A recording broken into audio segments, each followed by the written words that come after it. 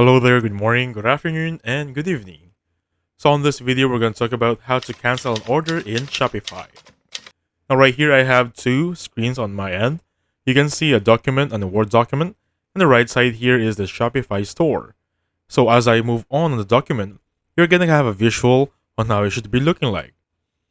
So on step number one, let me just zoom this one right there.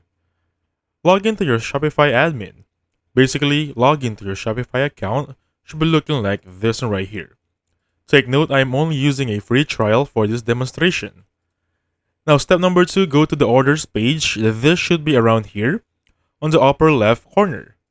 Orders page right there should be good to go. You'll notice right here for the orders page, you're gonna be needing a plan, which is I do not have as of now, but I still wanna show you how it should be looking like. And number three, choose the order you want to cancel. Basically, for that one, choose one. It should be looking like this. Let's just say these are orders. And choose one for that instance. Once you have successfully chosen order to cancel, basically click there, more actions, or cancel order. After that one, at the bottom part of that one, there should be a more actions and then choose cancel order. Number five, select a reason for cancellation. We always need this one. And for that one, step number six, cancel order after selecting a reason.